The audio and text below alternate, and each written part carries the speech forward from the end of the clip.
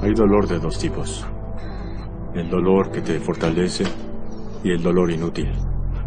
El dolor que solo es sufrimiento. No tengo paciencia para cosas inútiles. Momentos así requieren de alguien que actúe, que haga lo más desagradable, lo que es necesario.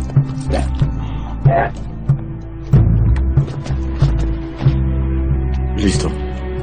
El dolor se acabó. Lo arrollaron y huyeron. Cuánto lo siento. Debe haber saltado otra vez.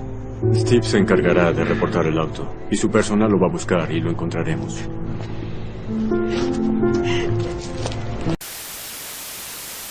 era un joven carismático, algunos dirían que apuesto y bastante seductor. Solía ser recordado como alguien brillante y que le gustaba ayudar a su comunidad. Incluso, en una ocasión, la policía lo condecoró por salvar la vida de un niño de 3 años que se estaba ahogando. Pero esa es solo una parte de la historia, ya que, si avanzamos más en la línea del tiempo, también sabremos que fue el autor de 36 homicidios y solo por mencionar las que él confesó. Hasta la actualidad se desconoce el número exacto de víctimas y se cree que puede superar las 100 personas.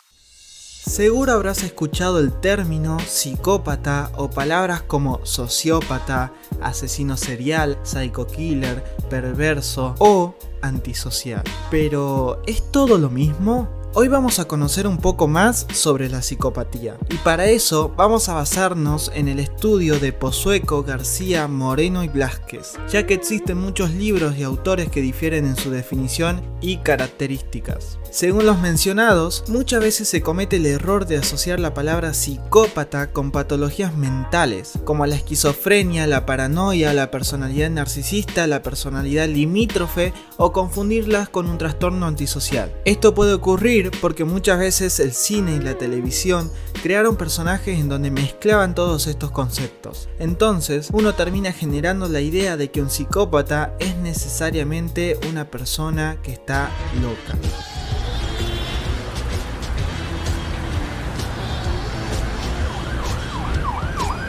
Inclusive, se difunde la creencia de que todos los criminales son psicópatas y que una persona entre comillas normal no comete delitos violentos. ¿Qué tan cierto es esto?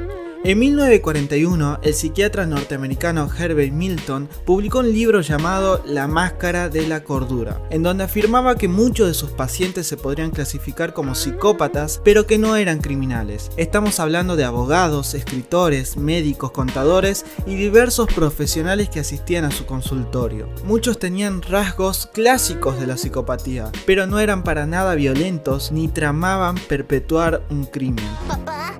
Date por cadáver. ¡No! ¿Cómo se explica esto? Bueno, para empezar hay que entender que la esencia de la psicopatía no es ni la agresión ni se trata de una enfermedad.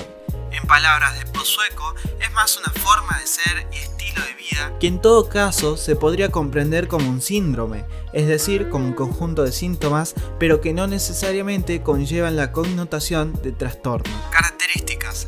Varían en función de los estudios y los autores, pero por mencionar solo algunas, veamos las que confeccionó Herbert Milton. Encanto superficial y notable inteligencia, ausencia de alucinaciones y otros signos de pensamiento irracional, ausencia de nerviosismo y de manifestaciones psiconeuróticas, excesiva desconfianza, falsedad o falta de sinceridad, incapacidad para experimentar remordimientos o vergüenza, conducta antisocial sin aparente justificación, falta de juicio, dificultades para aprender de la experiencia, egocentrismo patológico e incapacidad para amar, pobres reacciones afectivas, pérdida específica de la intuición, insensibilidad en las relaciones interpersonales ordinarias, amenazas de suicidios constantes pero raramente consumadas.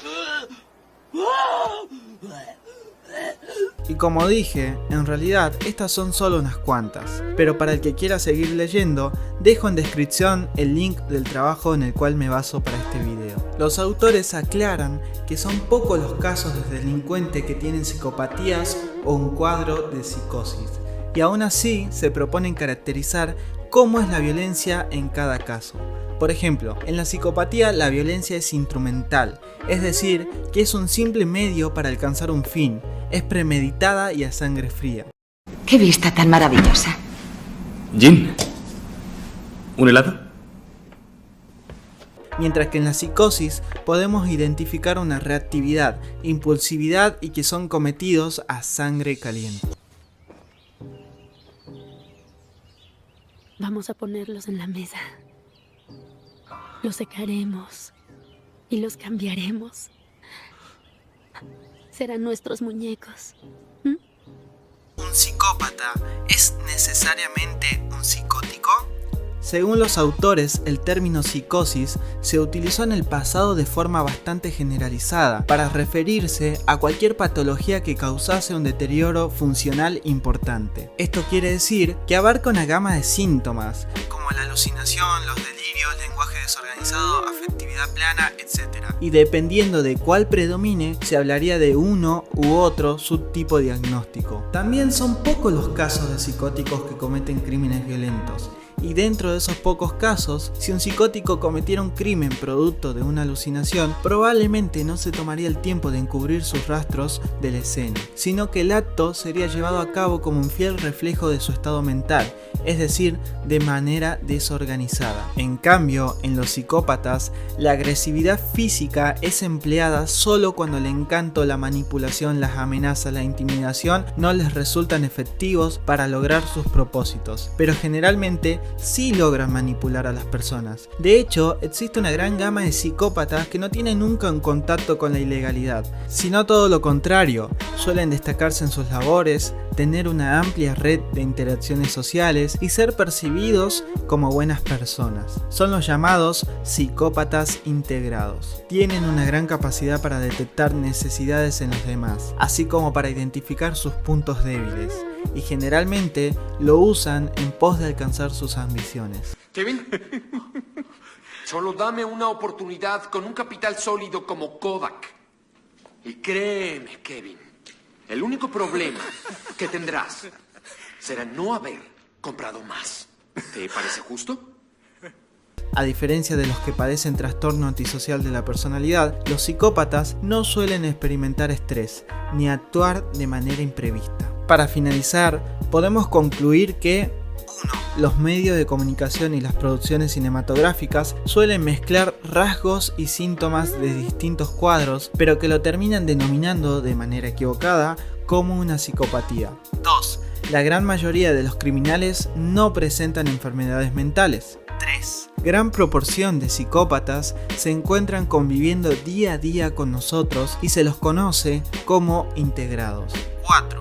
Muchas personas no son psicópatas, pero pueden poseer uno o más rasgos de los mismos. Todo esto genera una pregunta que es bastante incómoda para la cotidianeidad. ¿Acaso una persona sana, denominada entre comillas normal, puede cometer un delito violento? No se trata de generar paranoia o pánico al cuestionarse esto. Todo lo contrario. Contrarrestar los estereotipos del cine nos permite dejar de criminalizar a los enfermos y dejar de patologizar a los criminales.